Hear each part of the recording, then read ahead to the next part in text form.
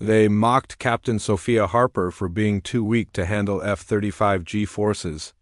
But when enemy bombers broke through air defenses and targeted Los Angeles City, she was about to prove that physical strength has nothing to do with the will to protect.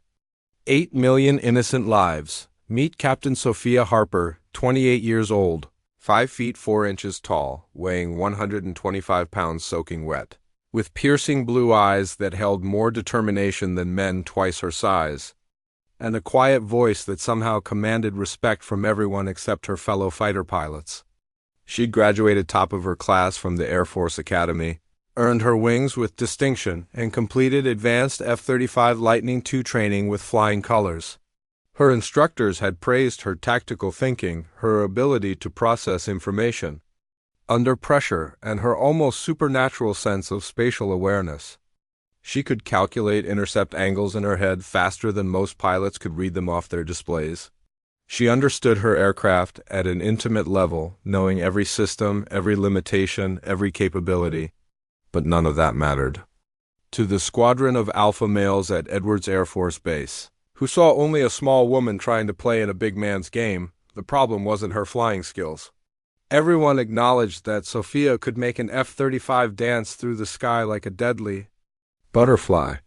She could thread her aircraft through narrow canyons at 500 knots, execute bombing runs with surgical precision, and land on a runway in crosswinds that would make seasoned pilots nervous. During formation flying exercises, she maintained position with mathematical exactness. During weapons training, her hit rates exceeded squadron averages.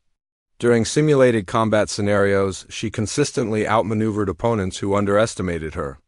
The problem was, what happened when that butterfly had to pull 9 Gs in a combat turn while wearing 40 pounds of survival gear and fighting for consciousness against forces that wanted to squeeze the life out of her body during high G training? Exercises, Sophia would occasionally gray out. That terrifying moment when G-forces drain blood from your brain and the world starts to fade around the edges. It began with a subtle narrowing of vision, as if she were looking through a gradually closing tunnel.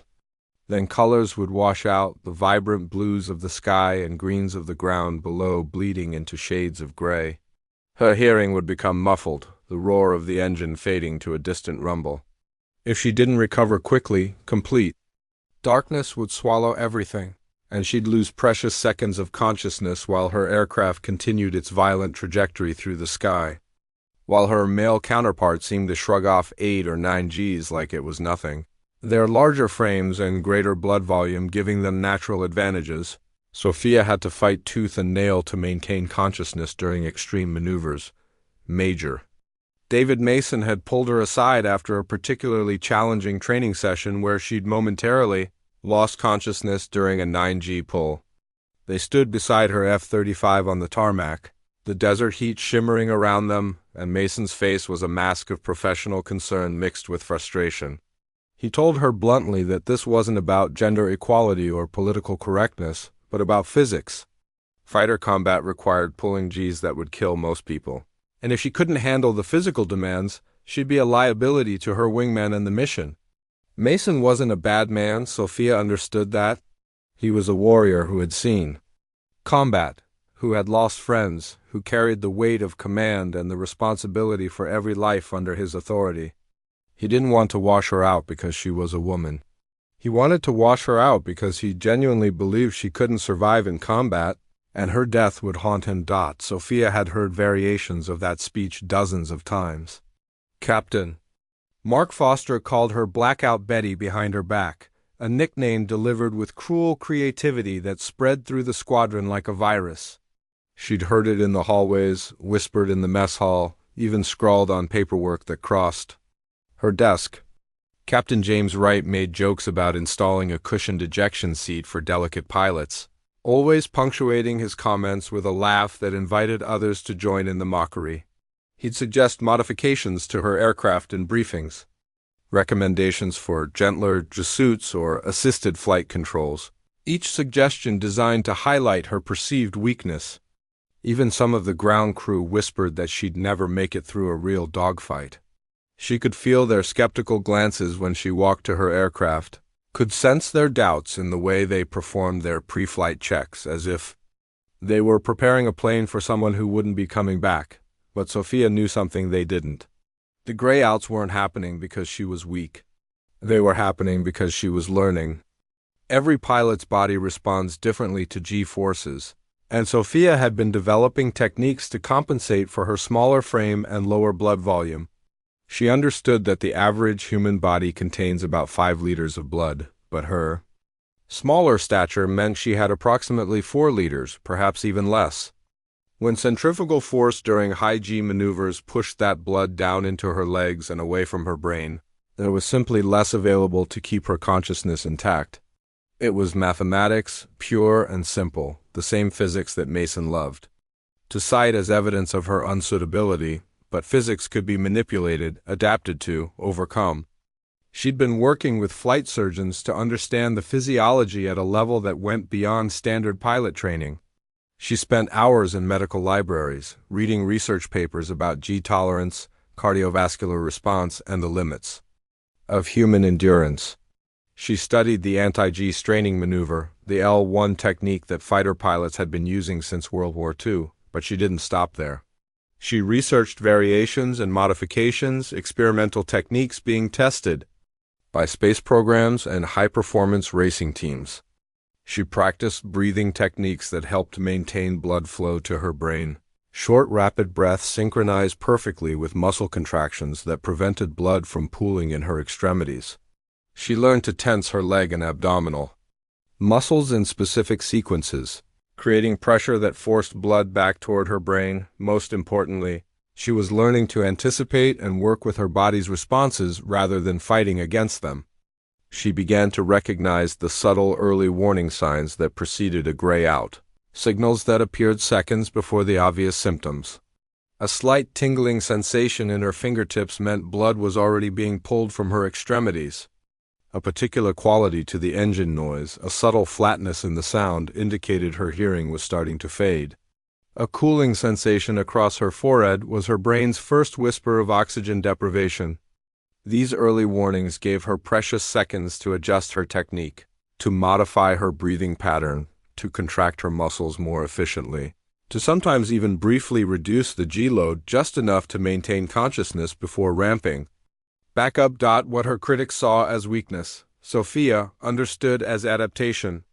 She started wearing a slightly tighter G-suit, one that had been customized specifically for her smaller frame to provide maximum efficiency.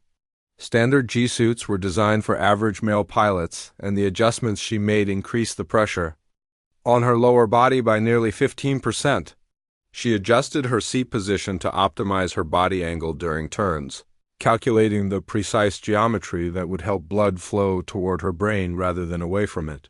She even modified her diet and hydration schedule before flights, carefully timing her water intake to ensure maximum blood volume during missions.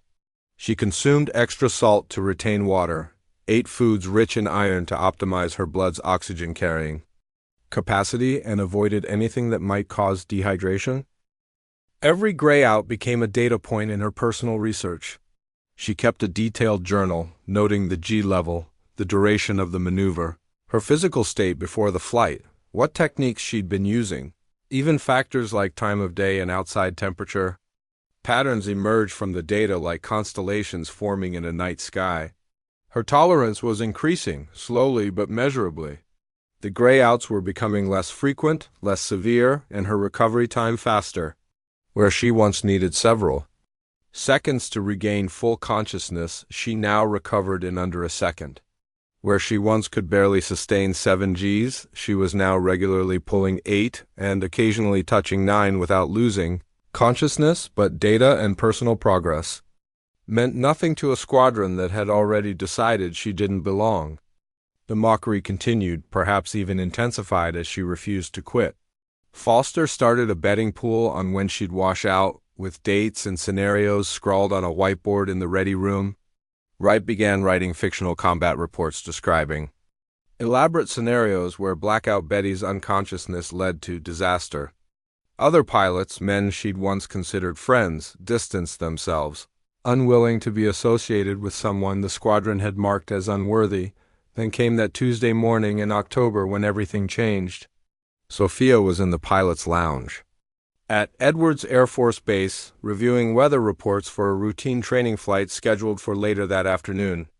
The television was showing morning news, something about international tensions and diplomatic failures, background noise that most pilots had learned to ignore.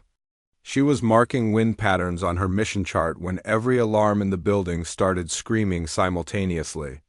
The sound was overwhelming, a cascade of klaxons, sirens, and warning tones that sent every pilot in the room instantly to their feet, coffee cups abandoned, conversations cut off mid-sentence. The television screen suddenly went black, then flashed to an emergency alert display. The base's public address system crackled to life, and a voice that Sophia had never heard sound stressed before was now barely containing panic. All pilots were to report to their aircraft immediately. This was not a drill. Multiple hostile aircraft had penetrated American airspace and were inbound toward major population centers along the West Coast. Initial reports indicated bombers, dozens of them, having somehow evaded the outer defensive perimeter and now racing toward cities at high altitude and high speed. Los Angeles was the primary target, with San Francisco and San Diego as secondaries. Sophia's blood turned to ice. Los Angeles, 8 million people. Families having breakfast, children getting ready for school, people starting their workday completely unaware that death was screaming toward them at 600 miles per hour. She ran toward the flight line with every other pilot, her shorter legs forcing her into a full sprint to keep pace.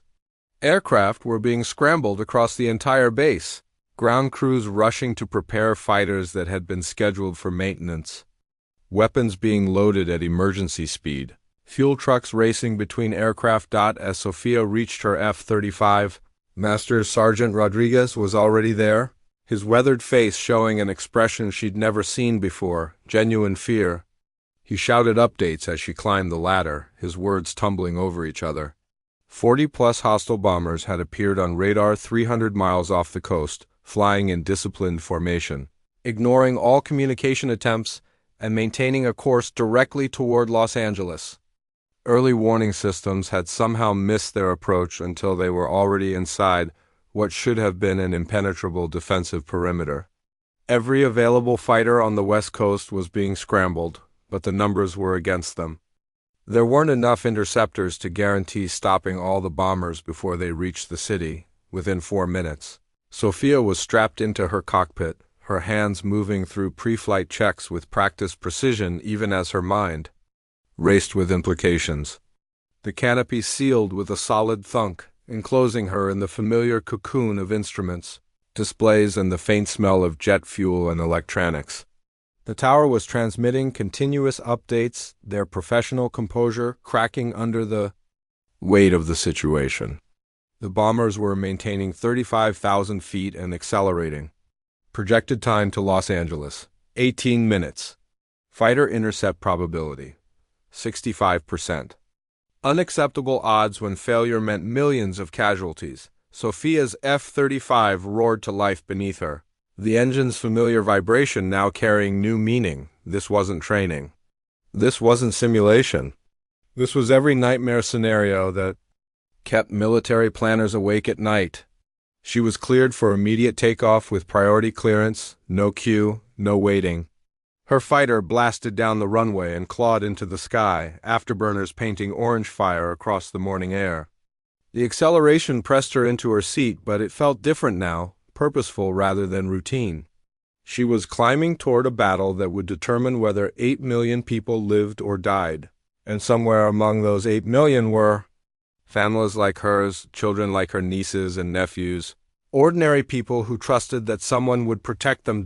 As she rocketed through 20,000 feet, her radio filled with voices, dozens of pilots from bases across 3 states, all converging on the same point in the sky. She was assigned to a 4-ship formation, and her heart sank when she heard who would be leading, Major David Mason himself. The man who had spent months trying to wash her out would now be commanding her in combat. The irony was devastating, but there was no time to process it. Mason's voice came through her headset, calm and professional now. All doubt and politics stripped away by the clarity of the mission. They would intercept the bomber formation from the southeast, attempting to break their cohesion and force them to scatter before they reached the city. Sophia's radar began painting targets as they climbed through 30,000 feet, dozens of hostile contacts exactly where intelligence had predicted. But something was immediately wrong, and she noticed it before anyone else called it out. The radar returns were inconsistent, flickering and morphing in ways that didn't match any known bomber profile. The signatures were splitting and reforming, as if the aircraft themselves were somehow fluid.